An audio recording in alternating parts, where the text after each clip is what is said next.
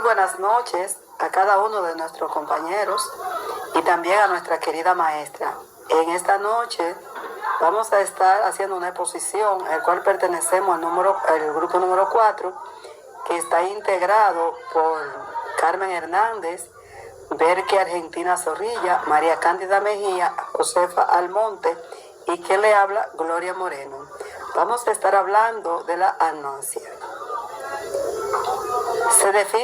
La agnosia se define como la incapacidad para reconocer un estímulo a pesar de existir una adecuada sensación del mismo. El término fue introducido por Freud en el 1891. Inicialmente se utilizó únicamente para referirse a los trastornos de la percepción visual. Actualmente se reconoce agnosias visuales, espaciales, auditivas, táctiles, somáticas y otras posibles formas de agnosia. Según Lusuel, estableció en el 1892 la distinción entre agnosia perceptiva y agnosia asociativa. Esta distinción reaparece hacia los finales del siglo pasado y se considera como una de las distinciones más básicas en el área de la agnosia. Recientemente se ha descrito nueva forma de agnosia como es la fonagnosia, la agnosia gustativa y la agnosia olfativa. Ese es todo de mi parte y la dejo con nuestra compañera Carmen.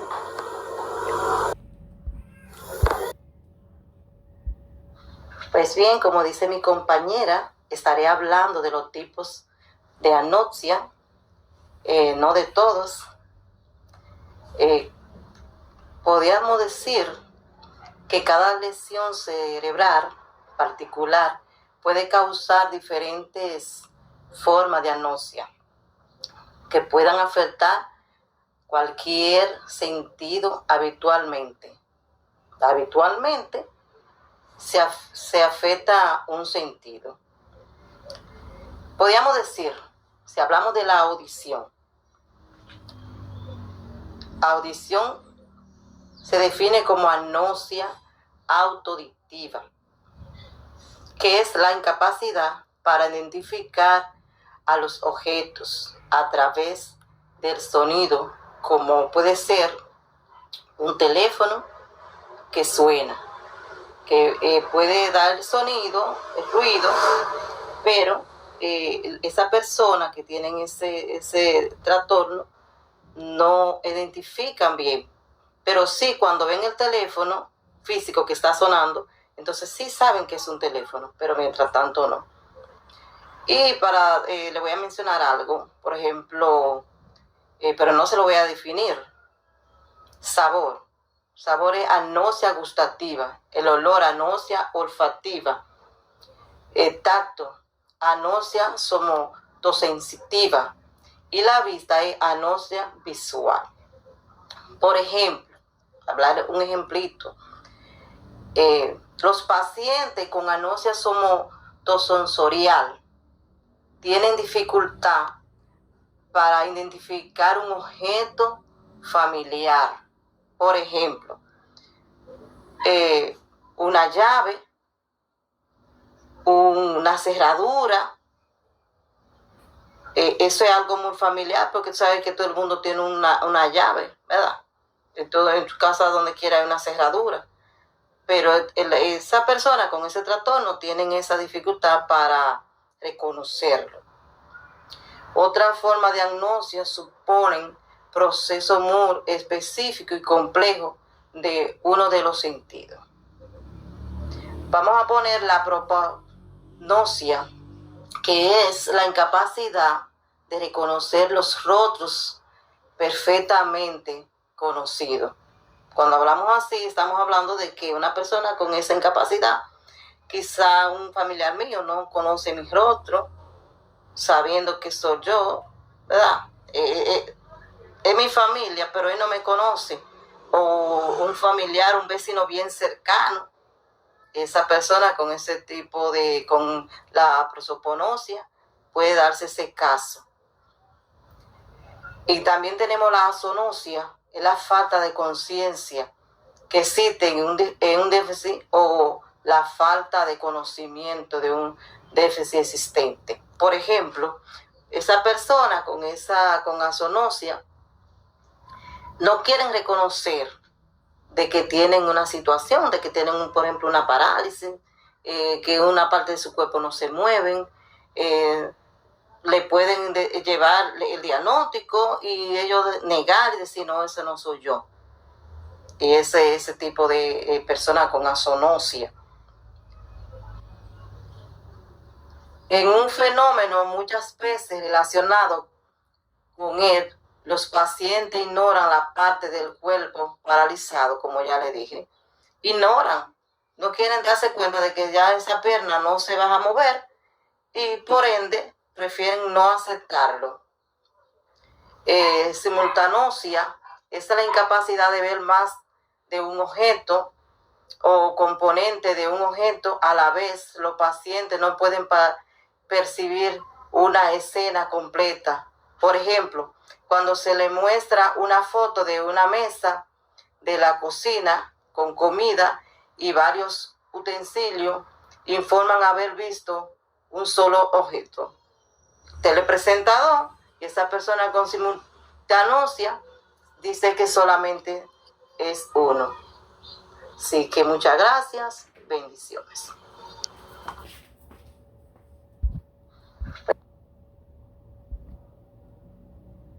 La palabra Belkis Zorrilla. Hoy le estaremos hablando sobre la distinción que existe entre la agnosia perceptiva y la agnosia asociativa. Las agnosias se observan en casos de lesiones de la corteza parietal, temporal y occipital. Las áreas que se ven afectadas en este tipo de pacientes son las llamadas áreas de asociación. Existen dos aspectos en el reconocimiento visual para ambos, que es, primero, en la agnosia perceptiva, es el proceso de reconocimiento perceptual de la impresión sensorial. Y en la agnosia asociativa, el proceso de asociar esta percepción con perceptos previamente almacenados. En este sentido, la agnosia perceptiva se caracteriza por un defecto básico en la percepción visual, es decir, una incapacidad para lograr el percepto completo, para lograr reconstruir el objeto completo, que se manifiesta en la incapacidad para reconocer esas diferencias, esa similitud que hay entre dos objetos para reconstruirlo mentalmente. En la agnosia asociativa, por el contrario, el paciente percibe formas, pero es incapaz de interpretarlas. Se trata de una incapacidad para describir un significado o un estímulo. Ejemplo, él ve un cuadro, pero no es capaz de distinguirlo por la forma que tiene, su curvatura y toda su forma. O sea, no tiene la capacidad para formarlo. También existen otros tipos de agnosia, como son la agnosia para el movimiento sinotosia, que se trata de una alteración en el reconocimiento de objetos cuando se encuentra en movimiento. Es decir, si un paciente que tiene este tipo de agnosia está parado, pasa una mosca, él no logra captar ese movimiento de esa mosca, no logra verlo. De igual manera, si esa persona va a cruzar una calle, no logra distinguir la distancia que existe entre los vehículos que están circulando y la distancia donde está él. Por eso es muy peligroso cuando ellos están en la calle, porque no logran visualizar la distancia, no pueden medirla. No pueden medir, no pueden captar nada de los objetos que estén en movimiento. Ni siquiera una persona que esté en movimiento la puede visualizar bien. De hecho, un paciente que tiene esa condición va a la nevera a tomar agua, puede coger el vaso pero en el momento que está vaciando el agua, el vaso se desborda y se puede desparramar y no se da cuenta. Entonces, ya podemos imaginarnos lo difícil que es para una persona que tiene este trastorno, porque en su vida cotidiana no puede lograr permanecer todo el tiempo de esa misma forma como ya estaba acostumbrado. También existe lo que es la anosia para los colores. Este tipo de anosia se distinguen dos lesiones diferentes. Primero, la desconexión del córtex visual derecho con centros del lenguaje, y la otra es lesiones parentales izquierdas. Esta incapacidad es de reconocer los colores en los objetos. Volviendo a poner el mismo ejemplo de un cuadro, sí puede visualizar en el fondo que hay en la pared que hay un cuadro, pero no logra captar esa imagen, esos colores que tiene ese cuadro. Es difícil para ese tipo de personas. De igual manera puede tocar, puede ver una manzana, pero no logra diferenciar si es una manzana por el color, porque no le puede ver el color. La puede, después que la toque, igualmente una rosa le puede dar forma en su sentido. Cuando la huele, pues se puede dar cuenta, pero si es visualmente, no, por la afección que él tiene en su área de la corte que le provoca la visión.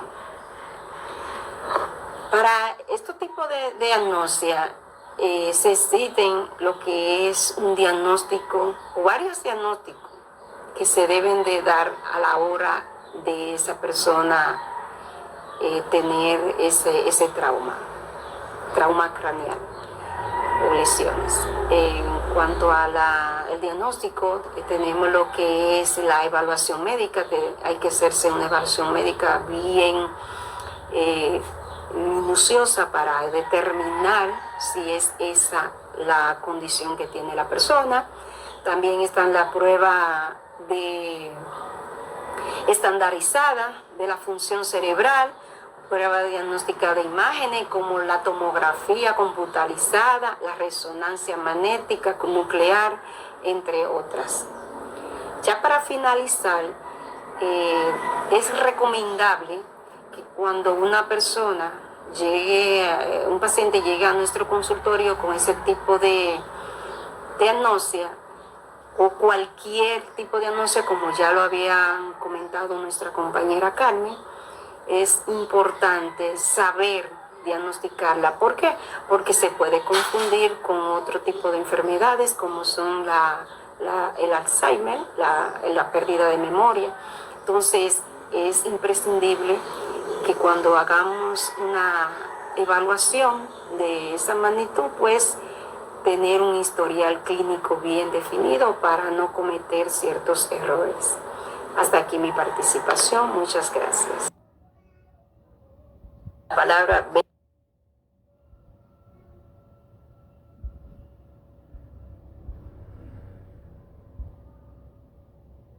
A continuación de mi compañera Berky, yo estaré hablando sobre la causa y los síntomas de la anosia.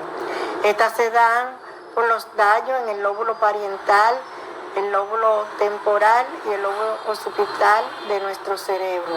Esta se agrega a la memoria en curso y los importantes objetos de familiares como lugares, ruido, e integra a la memoria de percepción y de identificación.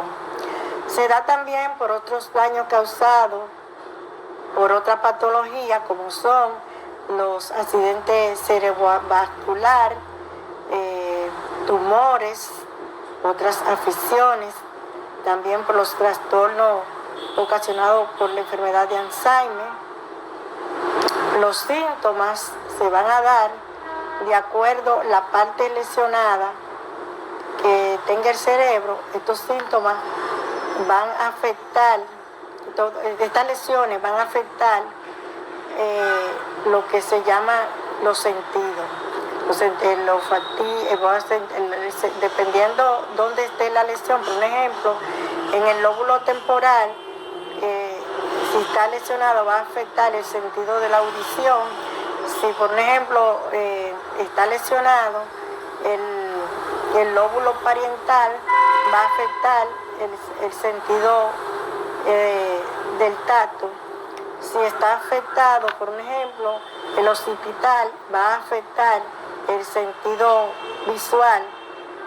Pero eso depende, por eso le dije que depende qué parte del cerebro está lesionado.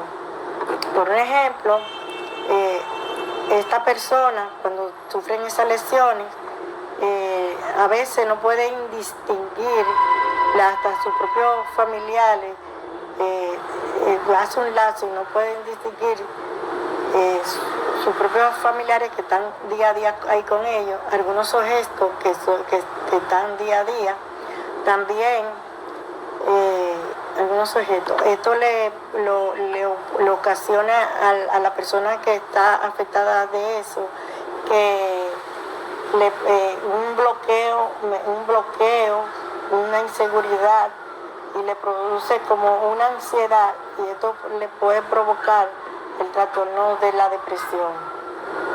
Como le voy a poner un ejemplo, cuando el lóbulo temporal es afectado, afecta la audición. Una persona puede estar en la casa, puede sonar el timbre del teléfono, el timbre de la puerta, puede pasar una ambulancia, ella escucha todo, pero no sabe decir qué es el timbre del teléfono ni cuál es el timbre de la puerta, ni el sonido de la ambulancia. También cuando es el occipital, va a afectar la visión, el sentido de la visión. Una persona, yo le puedo estar pasando este lapicero hasta que ella no lo tiene en la mano, hasta que no lo tiene en la mano, ella no puede visualizar que es un lapicero. También el tacto es el parietal, el lóbulo parietal. Usted, por ejemplo, yo le puedo pasar a una persona una paleta de helado, se la pongo en la mano, ella puede sentir el frío, pero no sabe decir si es frío o es caliente, pero luego que ella lo ve, a través del tacto no puede definir nada, pero cuando lo ve, dice que es una paleta. O sea, no tiene la percepción del frío, no puede, a través del frío no puede decir nada, sino cuando lo ve, entonces lo reconoce y dice que es un helado. Y todo eso se da por las lesiones ocasionadas en los diferentes lóbulos, tanto el occipital, tanto el frontal, temporal como el occipital.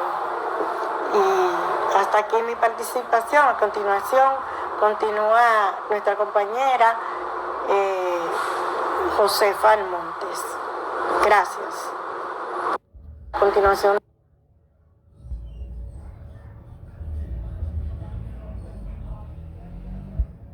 Josefa Almonte. Finalmente yo le estaré hablando de lo que es la intervención y el tratamiento de la náusea. En el caso de conocer la causa concreta que ha generado la náusea, por ejemplo, un tumor cerebral, un absceso o una hemorragia, esta se tratará directamente con cirugía, antibióticos y radioterapia. Por ejemplo, en cambio, si se trata de un proceso degenerativo, solamente existe la opción de la radioterapia. Aunque la patología que estamos tratando afecte en sentido concreto, es muy posible que pueda ocasionar otras alteraciones. De ahí que para una concreta rehabilitación se necesita un equipo multidisciplinar. El paciente podrá ser tratado por un neurólogo, un logopeda, un psicólogo, un terapeuta ocupacional o un fisioterapeuta. Ahora vamos a hablarle un poco de lo que es el tratamiento de la anoxia. Bueno, este consistirá en trabajar todos los aspectos posibles, tanto para recuperar como para mantener. Hay que potenciar la memoria, la orientación, la atención, la concentración, la capacidad de razonamiento, también esquemas motores complejos. Por ejemplo, esto es escribir, como caminar, como correr y también el lenguaje. Además, se trabajará el aspecto psicológico. Esto es muy importante en esta carrera. El fin de reducir el aspecto emocional que el trastorno genera tanto en el paciente como en la familia. Es muy importante tener el apoyo familiar. El tratamiento de la causa logopedia y terapia ocupacional, cuando sea posible, tratamiento de la causa de las anosmias. Por ejemplo, si la causa es un absceso, el tratamiento puede consistir en antibiótico y cirugía para drenar el absceso. También, aunque existen varios tratamientos disponibles para la anosmia, su utilidad variará en función de tipo de anosmia que el paciente pueda tener. Que sufra el paciente. Uno de los tratamientos más comunes es la rehabilitación cognitiva. La utilización de tarea especialmente diseñada para trabajar la función cognitiva del paciente afectada. En este caso, normalmente se empieza trabajando con ejercicio de reconocimiento. Por ejemplo, mostrar varias letras al paciente y pedirle al paciente que forme varias palabras con ella. También puede tener un impacto significativo en la vida cotidiana de las personas afectadas, así como la de su familia, amigos y colegas. Muchísimas gracias. Con esto ya hemos terminado lo que es el final del proceso de la anosmia. José.